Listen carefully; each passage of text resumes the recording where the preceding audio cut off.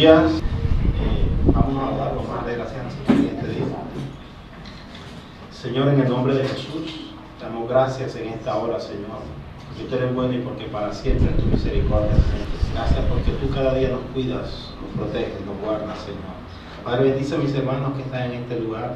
Aún bendice a aquellos que por una u otra razón no han podido estar con nosotros en este día, que seas tú ayudándolos en el lugar que se encuentran, Señor. Padre, colocamos este tiempo en tus manos, que será de gran bendición para nuestras vidas. Abre nuestro corazón y nuestro entendimiento para entender tu palabra, Señor. En nombre de Jesús te damos gracias. Amén y amén. Amados hermanos, estamos en la serie Cristo en el Antiguo Testamento. Sé que estuvimos viendo tipologías, estuvimos viendo todo aquello, lo concerniente que apunta a Cristo desde el Antiguo Testamento. Y en esta mañana vamos a estar viendo la misma serie, pero vamos a ver cuáles son los símbolos de Cristo en el Antiguo Testamento que apuntaban hacia la venida de nuestro Señor, o que apuntaban acerca de lo que es el Señor Jesucristo en nuestras vidas. Antes de continuar, quiero decirles que una forma sobre la cual se representan las verdades espirituales en la Biblia es a través de los símbolos. Ahora, ¿qué es un símbolo? ¿Quién me puede regalar una definición de símbolo? No todos al tiempo, por favor, porque después no les entienden. Un símbolo es un signo que establece una relación de identidad con una realidad espiritual. Estoy hablando símbolos en todo el contexto teológico, porque podremos decir, el logo de la iglesia es un símbolo.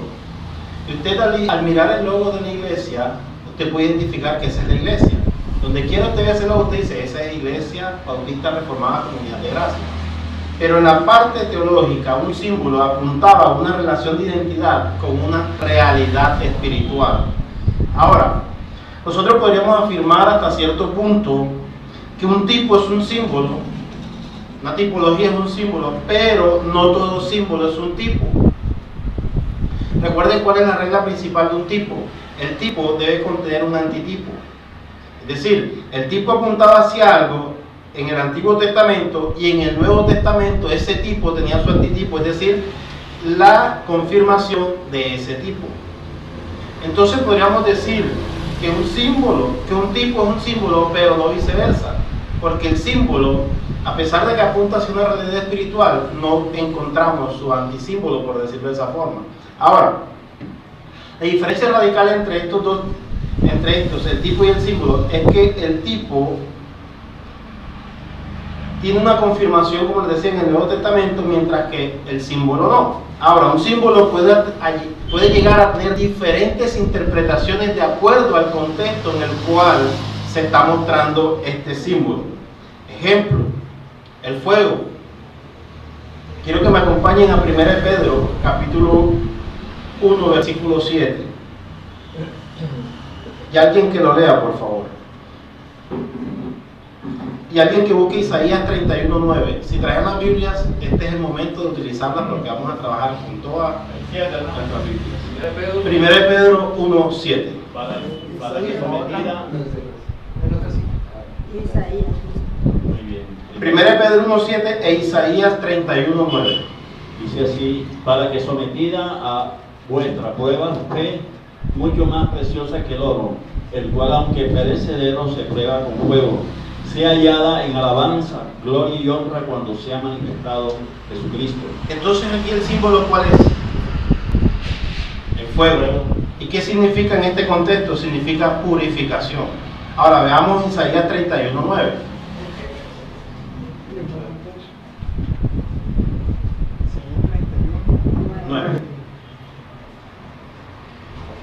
Dice de la siguiente manera: y de miedo pasará su fortaleza, y sus príncipes con pavor dejarán sus banderas, dice Jehová, cuyo fuego está en Sión y su horno en Jerusalén.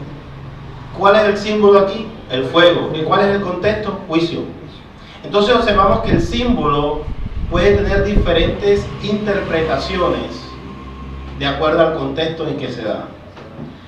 Ya teniendo esto en claro, entonces vamos a ver cuáles son los símbolos que representan al Mesías o representan a nuestro Señor Jesús en el Antiguo Testamento. Ahora, otro ejemplo de símbolo es el agua.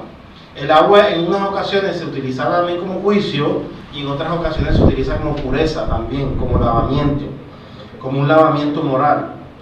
El arco iris es uno de los más grandes símbolos que el Señor nos ha dado y significa la fidelidad de Dios a través de su pueblo. Ahora,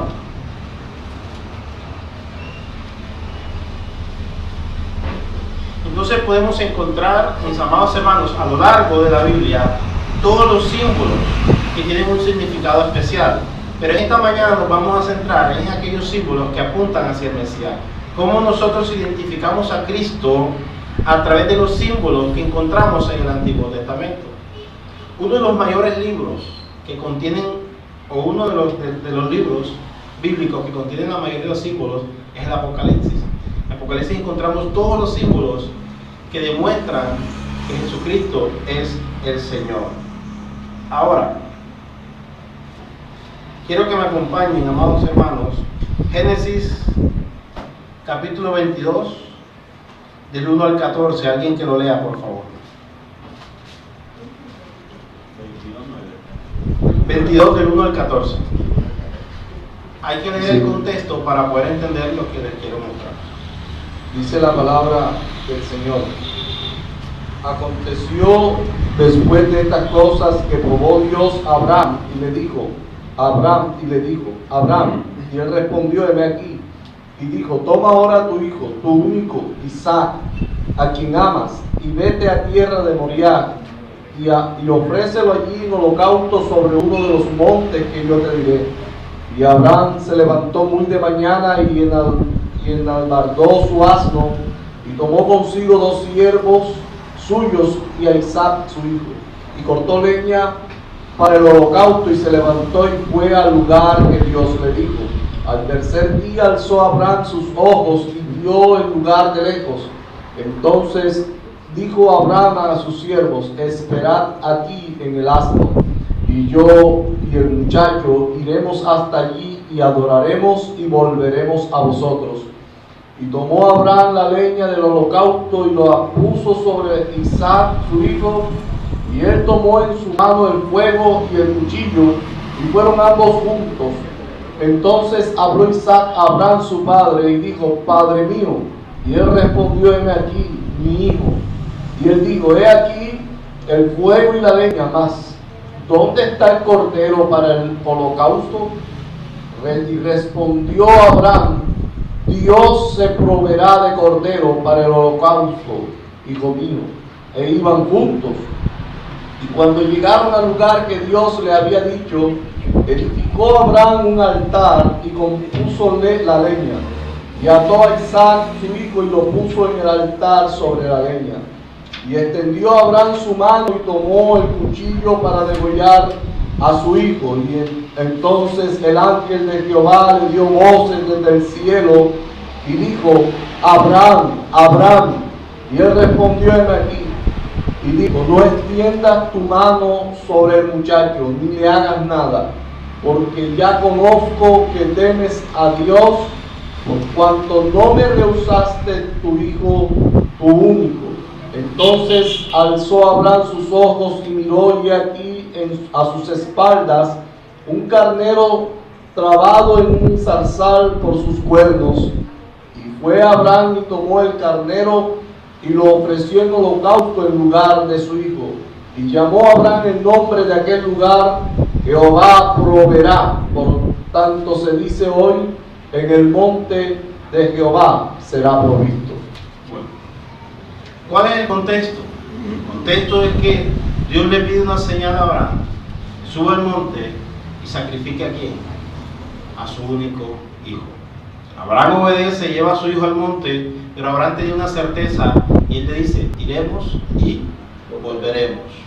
Tipo de Jesucristo, una simbología de que la fe era de que iban a volver, y él sabía y estaba convencido que el Señor iba a resucitar a su hijo Isaac, aun si él lo sacrificaba. Pero lo interesante de esta historia es que cuando lo va a sacrificar, el Señor se aparece y le dice, detén tu mano, no lo hagas, y provee un cordero. Ese cordero es el cordero del sacrificio, es una tipología de Cristo, pero el símbolo se encuentra en la siguiente frase. Quiero que me acompañen al Evangelio de Juan, capítulo 19, versículos 16 al 18. Juan, capítulo 19, versículos 16 al 18. Dice lo siguiente: entonces se le entregó para que fuera crucificado. Tomaron pues a Jesús y cargando él mismo la cruz salió hacia el lugar llamado de la calavera, que en hebreo se dice Gólgota, donde lo crucificaron, y con él a otros dos, uno al lado y en medio a Jesús. Si observamos, y entonces se le entregó para que fuera crucificado. Es decir, el cordero que vimos allá en Isaac, que estaba trabado en la zarza, fue entregado para el sacrificio. Y de la misma manera, Cristo fue entregado en sacrificio para perdón de nuestros pecados. Mis amados hermanos, a lo largo de todo el relato bíblico en el Antiguo Testamento vamos a encontrar aquellos tipos que apuntan hacia el Mesías. En Génesis capítulo 3 encontramos el primer relato que hace referencia con respecto a Jesús. Y es cuando el hombre desobedece y Dios viene, le pregunta por qué habían desobedecido. Y después de esta charla el Señor le dice, a la mujer le dice, tendrás tus hijos con dolor de parto y estas cuestiones, pero también le dice, y te pisará en el calcañar. Tú le pisarás la cabeza y él te pisará la cabeza. Es una referencia directa a nuestro Señor Jesucristo. Ahora, pero lo importante no es eso. Quiero que me acompañen ahora a Éxodo, capítulo 16, versículo 14 al 15.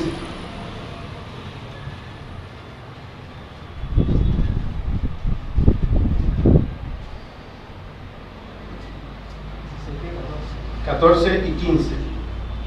Y cuando el rocío cesó de descender, he aquí sobre la faz del desierto una cosa menuda, redonda, menuda como una escarcha sobre la tierra. Y viendo los hijos de Israel, se dijeron unos a otros, ¿qué es esto? Porque no sabía qué era. Entonces Moisés le dijo, es el pan que Jehová os da para comer. Es así. Sí. Simbología, pan. ¿Quién representa el pan? El cuerpo de Cristo. En Juan capítulo 6, versículo del 5 al 10, vemos que le preguntan a Jesús y Jesús dice, yo soy el pan de vida. Aquel que coma de mí jamás morirá. Estoy parafraseando. Entonces, otra simbología de la que encontramos en el Antiguo Testamento que representa a Cristo es el pan. No estoy hablando de tipo, estoy hablando de símbolos. ¿Okay? El símbolo, el pan, era representando a Cristo. Recordemos en el tabernáculo, los panes de la propiciación representaban a Cristo delante de nosotros. Por eso no le era permitido comer de esos panes a ninguno, porque representaban la presencia de Cristo o la intercesión de Cristo en medio de nosotros. Ahora, Levítico capítulo 8, versículo 15, perdón. Levítico 8:15. Dice así: Después Moisés lo degolló y tomó la sangre y con su dedo puso parte de ella en los cuernos del altar por todos los lados y purificó el altar. Luego derramó el resto de la sangre al pie del altar y lo consagró para hacer expiación por él. Quiero que me acompañen a Hebreos 9:22 y hagamos el paralelo.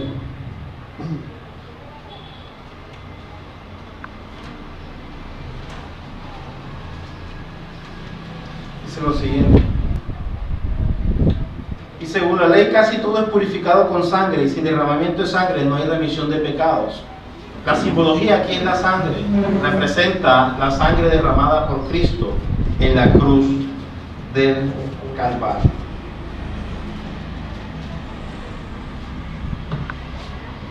Éxodo 12:3.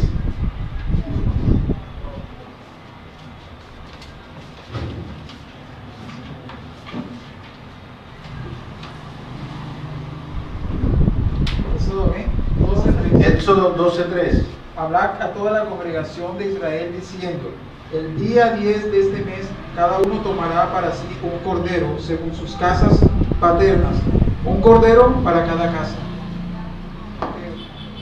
Ese es Éxodo 3, 12:3. Juan 1:29. Al día siguiente ve a Jesús que viene con él. Así le dice: he aquí el Cordero de Dios que quita el pecado del mundo. Nuevamente encontramos el símbolo del Cordero representando a Cristo, el Cordero que sería inmolado por nosotros.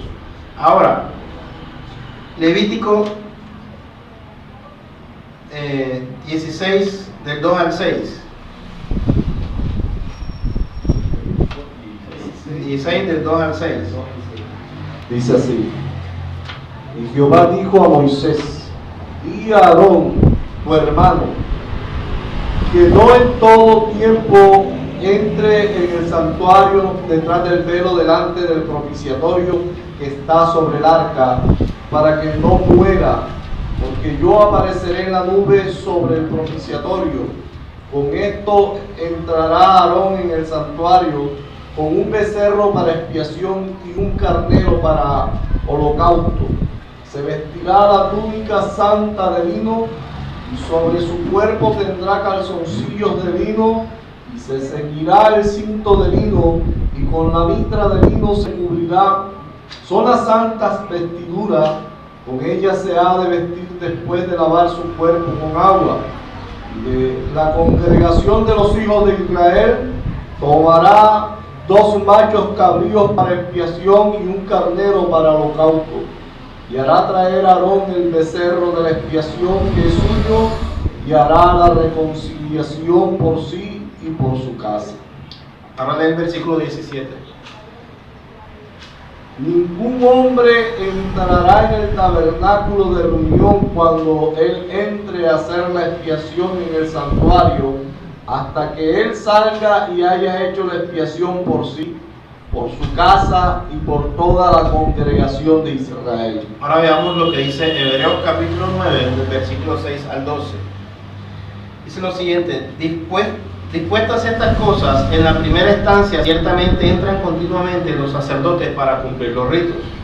Pero en la segunda, solo un sumo sacerdote una vez al año, no sin sangre, la cual ofrece por sí mismo y por los pecadores de ignorancia del pueblo. Indicando con esto el Espíritu Santo que aún no estaba abierto el camino del lugar santísimo mientras estuviera en pie el primer tabernáculo. Pero el versículo 9 dice lo siguiente: lo cual es un símbolo para el tiempo presente, según el cual se presentan ofrendas y sacrificios que no pueden perfeccionar con respecto a la conciencia al que ofrece ese servicio. Es decir, todo este rito ceremonial que el sacerdote entraba y mostraba y presentaba el sacrificio por el perdón del pecado del pueblo, era un símbolo de lo que Cristo hizo por nosotros: presentarse delante del Padre, morir por nosotros para perdón de pecados. Entonces observamos que a todo lo largo de la historia del Antiguo Testamento, si nosotros comenzamos desde Génesis hasta el último libro y vamos viendo una revelación progresiva, todos estos símbolos que vamos a encontrar apuntaban hacia una sola dirección. ¿Y apuntaban hacia dónde? Hacia Cristo, nuestro Señor. Ahora, veamos Números capítulo 21, versículo 4 al 9.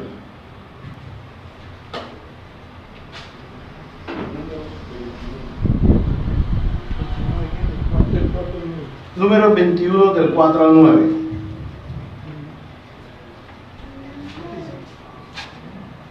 Después partieron del monte de Hor, camino del Mar Rojo, para rodear la tierra de Edom, y se desanimó el pueblo por el camino. Y habló el pueblo contra Dios y contra Moisés: ¿por qué nos hiciste subir de Egipto para que muramos en este desierto? Pues no hay pan ni agua, y nuestra alma tiene fastidio de este pan tan liviano. Y Jehová envió entre el pueblo serpientes ardientes que mordían al pueblo, y murió mucho pueblo de Israel. Entonces el pueblo vino a Moisés y dijo: hemos pecado por haber hablado contra Jehová y contra ti. Ruega a Jehová que quite de nosotros estas serpientes. Y Moisés oró por el pueblo. Y Jehová dijo a Moisés: hazte una serpiente ardiente y ponla sobre una asta, y cualquiera que fuere mordido y mirare a ella, vivirá. Y Moisés hizo una serpiente de bronce y la puso sobre una asta. Y cuando alguna serpiente mordía a alguno, miraba la serpiente de bronce y vivía.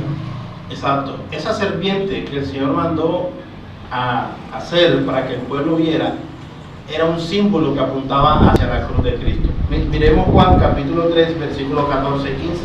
Dice lo siguiente: y como Moisés levantó la serpiente en el desierto, así es necesario que el Hijo del Hombre sea levantado para que todo aquel que en él cree tenga vida eterna. Es decir, cuando estos hombres eran mordidos por la serpiente, al mirar la serpiente eran sanados. Nosotros, cuando miramos hacia la cruz, somos restaurados por Cristo Jesús. Entonces, todos estos símbolos que a veces leemos la Biblia y no entendemos, tienen un significado y siempre van a apuntar hacia nuestro Señor. Ahora, quiero que me acompañen, mis amados hermanos,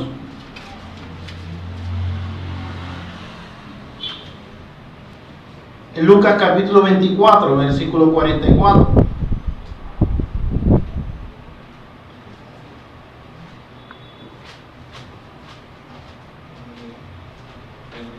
Lucas 24, 44. Y predicaba en las sinagogas de Judea. Lucas 24, 24. Y les digo, 24, 44. y les digo,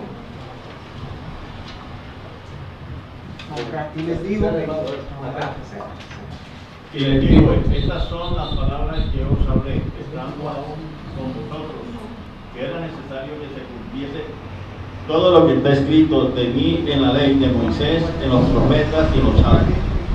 Exactamente, él les dijo: estas son mis palabras que os hablé, estando aún con vosotros, que tenían que cumplirse todas las cosas que habían sido escritas acerca de mí. ¿Dónde? En la ley de Moisés. ¿Dónde más? En los profetas. ¿Y dónde más? En los salmos. Entonces, en la ley de Moisés, en los libros proféticos y en los salmos encontramos símbolos que apuntan directamente a Cristo Jesús. Ahora, muchas personas piensan que el Antiguo Testamento no tiene nada de relación con el Nuevo Testamento. No, un antiguo pacto y un nuevo pacto.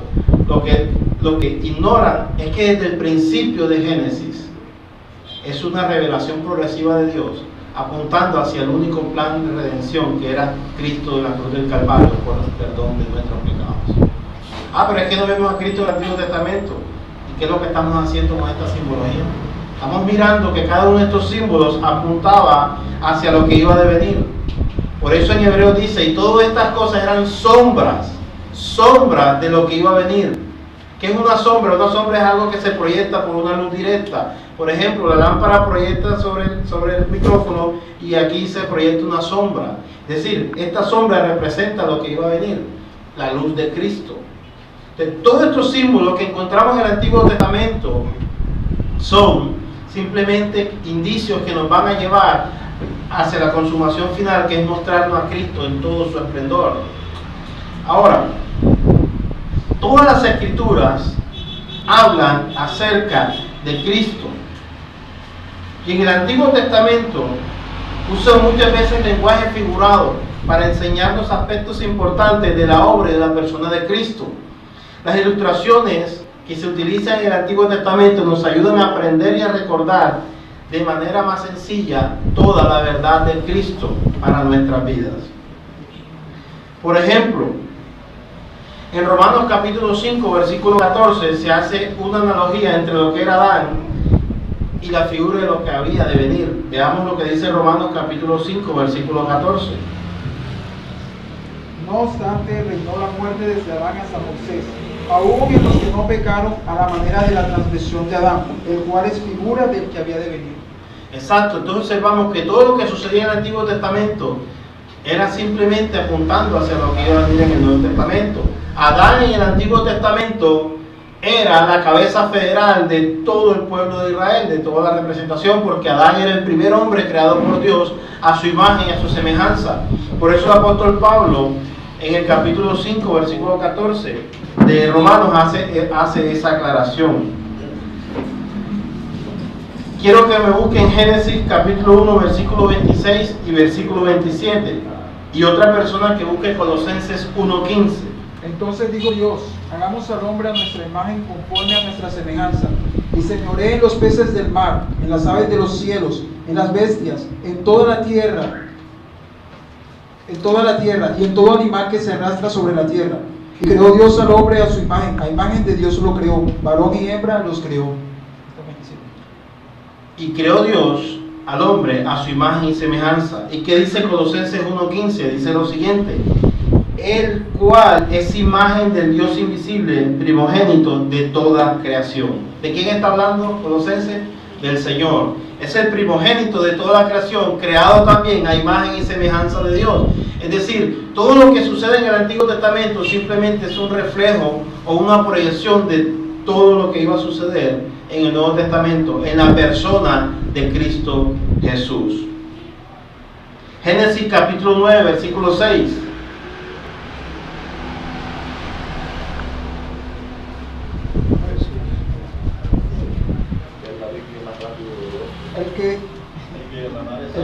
El que derramare sangre de hombre, por el hombre su sangre será derramada, porque a imagen de Dios es hecho el hombre.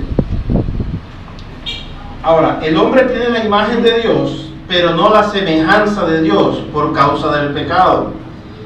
Ya no nos parecemos a Dios, pero en Cristo se restituye la imagen y semejanza de Dios por nosotros. Salmos 17:15.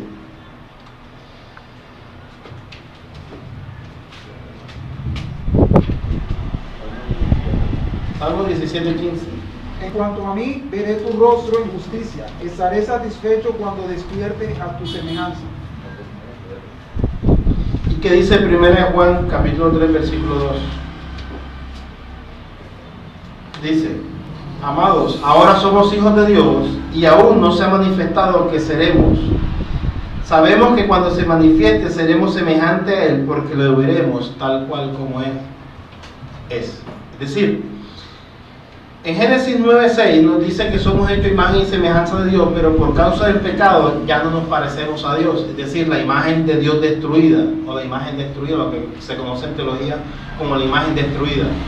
Es decir, somos hechos imagen y semejanza de Dios, pero por causa del pecado esa imagen se desfigura. Pero solamente cuando Cristo viene a nuestro encuentro, esa imagen se restituye nuevamente. Y ahí es cuando podemos parecernos a Cristo. Por eso el apóstol Pablo lo decía: sed imitadores de mí, como yo soy imitador de Cristo. Es decir, cuando el Espíritu Santo viene a nuestras vidas, nos transforma, nos regenera, nos cambia, ya nos parecemos más a Cristo. Ya no vivimos nosotros, mas Cristo vive en nosotros.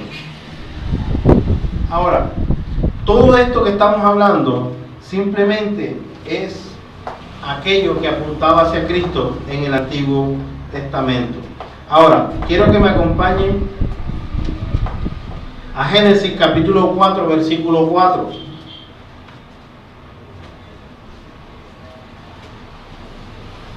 Y alguien que busque Hebreos 11:4. Y también Abel, por su parte, trajo de los primogénitos, también Abel, por su parte, trajo de los primogénitos de sus ovejas y de las grosuras de los mismos. Y el Señor miró con agrado a Abel y a su ofrenda. Por la fe, Abel ofreció a Dios más excelente sacrificio que Caín, por lo cual alcanzó testimonio de que era justo, dando Dios testimonio de sus ofrendas, y muerto aún habla por ella. Pero ¿cuál es el símbolo aquí?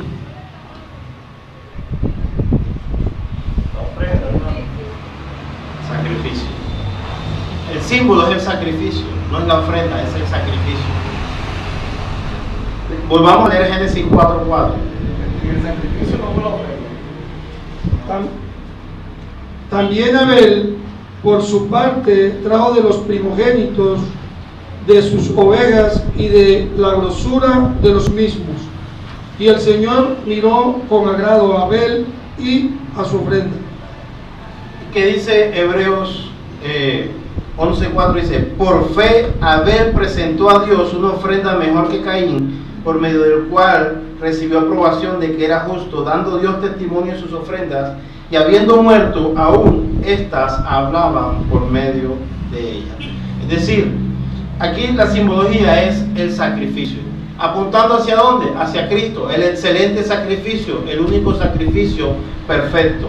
Ahora, la fe de Abel consistió en entender que la obra de Cristo, la fe de Abel consistió en entender la obra de Cristo antes de que hubiese sido siquiera anunciada. Abel entendía que traer lo mejor delante de Dios apuntaba hacia Cristo, aún sin él saber que Cristo estaba siendo revelado en ese acto. Recordemos cuál fue la mejor ofrenda que Dios entregó por nosotros: a Cristo. No hay nada que usted y yo podamos entregarle a Dios que supere lo que Él ya hizo por nosotros. Absolutamente nada. Ahora, pues vamos a Génesis. Pero ahora leamos el capítulo 4, versículo 10. Y nos quedamos en Hebreos 12:24. Y él les dijo: ¿qué has hecho? La voz de la sangre de tu hermano clama a mí desde la tierra.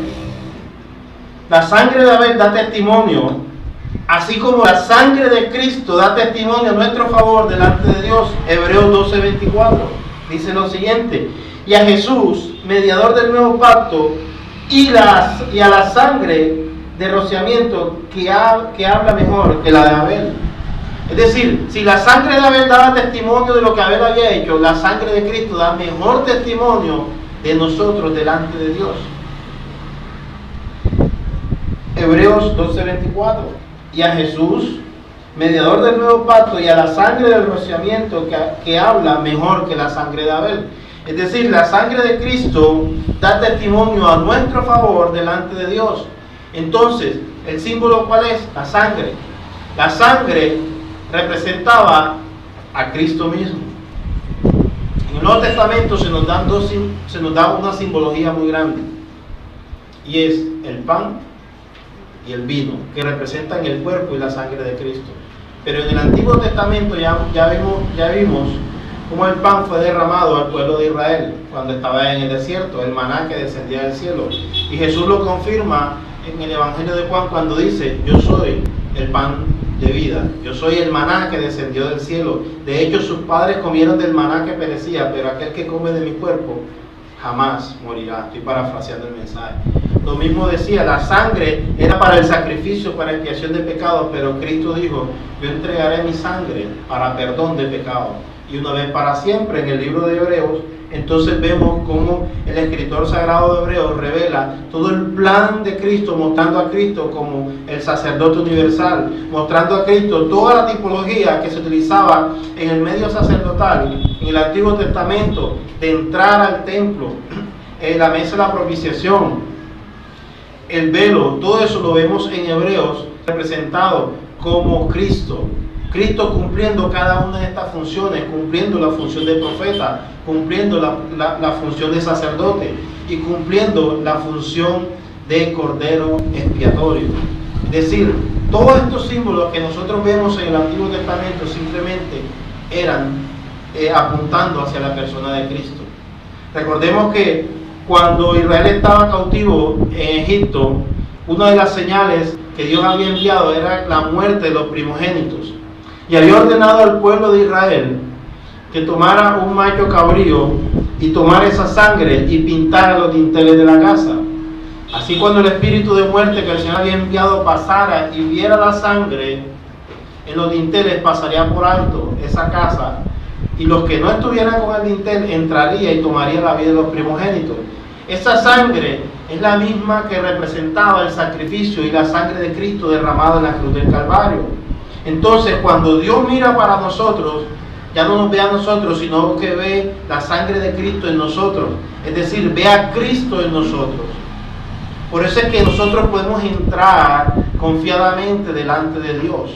No por nosotros, no por nuestros méritos, sino por los méritos de Cristo en la cruz del Calvario. Es decir, cuando Dios mira para nosotros para derramar su ira, Dios dice: es que Él es justificado por la sangre de mi Hijo que fue derramada en la cruz del Calvario. Y ya somos revestidos con una vestidura nueva. Entonces, mis amados hermanos, todas estas cosas simplemente son símbolos que apuntan hacia Cristo. Ya vimos el sacrificio de Isaac, fue con el que comenzamos. Iban juntos. Dios había ordenado a Abraham que tomara a Isaac y lo llevara al monte a sacrificarlo. Y Dios proveyó un cordero. De la misma forma, Dios proveyó a Cristo como ese cordero. Son símbolos que apuntan hacia Cristo. El cordero, todas estas son tipologías de Cristo. Pero hay algo que les quiero mostrar en esta mañana, y es acerca de las ofrendas. Quiero que me acompañen a Levítico capítulo 1 versículo 4 y Levítico capítulo 1 versículo 9. Alguien que lo lea, por favor. Levítico capítulo 1 versículo 4 y leemos Levítico capítulo 1 versículo 9.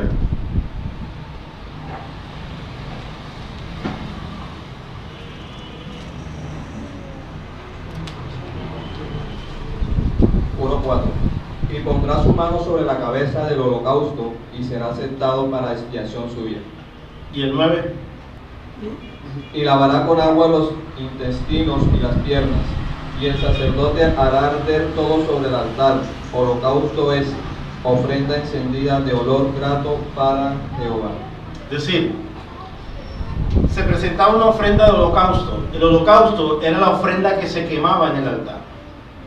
La que se quemaba, y dice la Biblia que cuando esa ofrenda se quemaba, el humo subía al cielo como olor fragante a Jehová. Ahora, ¿qué representa ese cordero? O ese movimiento representaba a Cristo. Cuando dice que se lava era para purificarlo, era simplemente a Cristo, el Cordero de Dios, aceptado como la mejor ofrenda presentada por Dios para perdón de nuestros pecados. Y quiero que me acompañen a Números capítulo 19. Pero no lo vamos a leer, ténganlo en cuenta. Todo el capítulo 19 de Números habla acerca de que las cenizas de la vaca rociadas sobre el mundo lo hacían limpio. Cuando tengan tiempo en su casa lo leen. El versículo 19 de Levítico habla sobre el sacrificio. Habla que se quemaba la vaca, se tomaba esas cenizas y se rociaba sobre las personas impuras o inmundas. Y esto los hacía limpios, o sea, los limpiaba de toda su inmundicia. Pero Hebreos capítulo 19, versículo 13 y versículo 14, dice que la sangre de Cristo limpia nuestra conciencia para servir a Dios vivo. Entonces, esa tipología de tomar las cenizas y rociarlas sobre las personas inmundas para hacerlas inmundas es lo mismo que la sangre de Cristo derramada en la cruz del Calvario para hacernos limpios de todo pecado. No lo digo yo, lo dice Hebreos capítulo 9, versículo 13 y 14. Pueden leerlo en su casa. Lo confirma 1 Pedro capítulo 1, versículo 2. Somos rociados con la sangre de Cristo. Lo vuelve a confirmar 1 Juan capítulo 1, versículo 7. La sangre de Cristo nos limpia de todo pecado. Entonces, mis amados hermanos, todas estas simbologías, todos estos símbolos que encontramos, que a veces no entendemos, hacen referencia a Cristo Jesús. Hacen referencia a Cristo Jesús. Todas estas simbologías que a veces no entendemos el contexto, a veces no lo entendemos, leamos el contexto, miremos qué significa y apuntémoslo siempre hacia Cristo. ¿Alguna pregunta hasta ahora? Hermano Neisel. Sí, hermano, con relación a lo que usted estaba diciendo con el Antiguo Testamento, la parte progresiva que hay, mostrando todos los símbolos de la persona que apuntaban hacia la persona de Cristo. Y esto lo digo con referencia a una secta que ya tiene mucho tiempo estar, es la secta, se le llama la del recobro. Que esa secta, cuando ellos empiezan a discipular a una persona, lo primero que hacen es quitarle las Biblias que ellos llevan y darles una Biblia que ellos tienen, que nada más es el Nuevo Testamento. Y la pregunta mía es, ¿cómo yo puedo entender el Nuevo Testamento sin el Antiguo Testamento? Es como las cartas paulinas. ¿Cómo yo entiendo las cartas paulinas si no tengo una historia de la iglesia como es Hechos de los Apóstoles. Eso es. Lo segundo que quería mencionar era con relación al simbolismo, que se habló bastante acerca de la sangre de Cristo, y todo ello siempre hablando para el perdón de nuestros pecados, para limpiarnos de ese rocío que significa la purificación de nuestros pecados a través de la obra hecha por Cristo. Pero es lastimoso que hoy las iglesias tomen la sangre de Cristo como un amuleto para proteger su casa, para proteger su carro, para muchas cosas, escepticismo, y no hagan una sana referencia con relación a la sangre. No es escepticismo, por el contrario, lo están tomando como un amuleto. Amuleto, esa es la palabra. Fetichismo. Una hechicería cristiana. Añadir un poco, Hacia arriba.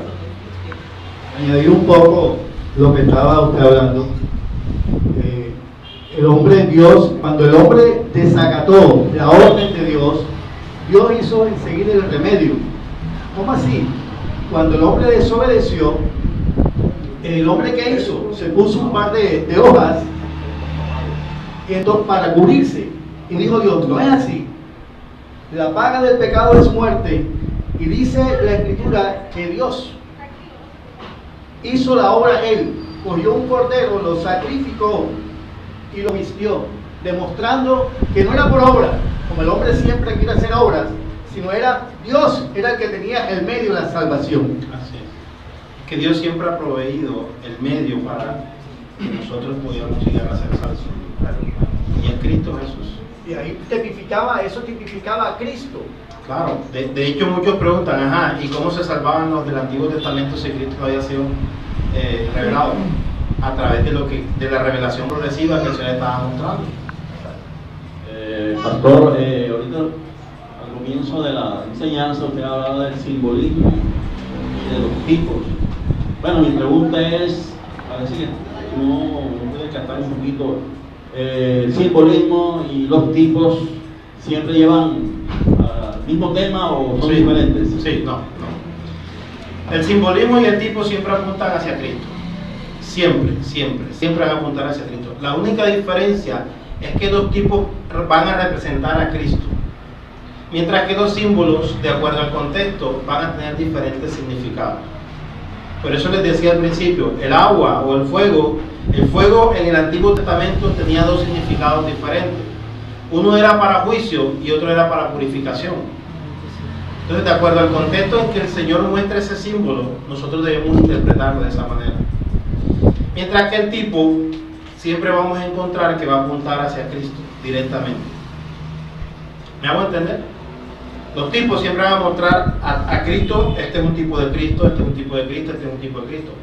De hecho, Isaac era un tipo de Cristo, porque representaba todo lo que iba a hacer, llevarlo al sacrificio y sacrificarlo en el altar.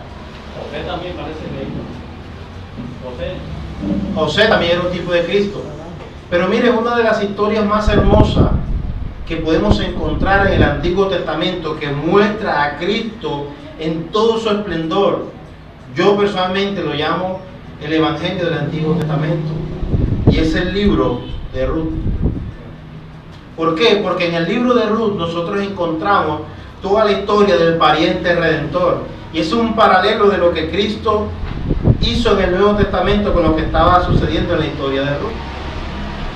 Recordemos, voy a parafrasearlo, la historia de Ruth. Ruth era una moabita, se había casado con un hombre, el esposo muere, su suegra la despide y ella dice, no, yo me quiero quedar contigo, con Noemí, se van para una tierra donde son extranjeras, y ella hace una promesa, una declaración de verdad: tu Dios será mi Dios. Y ya aquí sabemos todo lo que aconteció el pariente redentor, cómo este pariente redentor se enamora de ella y la redime y la toma para sí. Y de hecho este pariente redentor, y Ruth viene a ser una de las personas que aparecen en la genealogía de Cristo, vos como el pariente redentor. Entonces, esta historia de Ruth revela exactamente, por eso lo llamo el Evangelio del Antiguo Testamento, toda la gracia de Cristo, cómo Cristo nos compra, cómo nos redime, y cómo se convierte en nuestro pariente redentor. Entonces, por eso decimos, el Antiguo Testamento está lleno de símbolos que apuntan hacia Cristo. Y toda esta simbología apunta hacia una sola persona, y es Cristo Jesús. Amén. Oremos, amados hermanos. Señor, te damos gracias en esta hora porque tú eres bueno y porque para siempre es tu misericordia, Señor. Gracias, Padre, porque a través de la historia del Antiguo Testamento, Señor, podemos ver que ya tú, Señor, te estabas manifestando en gloria, Señor. Gracias por ayudarnos a entender que tú trasciendes los tiempos, Señor. Que tú no eres del Nuevo ni del Antiguo Testamento, sino que tú eres desde antes de la creación de este mundo, Padre. Gracias, Señor, porque nos has traído a este lugar de bendición a escuchar tu palabra, Señor. Una vez más, bendice a mis hermanos que están en este lugar y bendice a aquellos que no han podido llegar, Señor. Seas tú ayudándolos y fortaleciéndolos. En el nombre de Jesús te damos gracias. Amén y amén.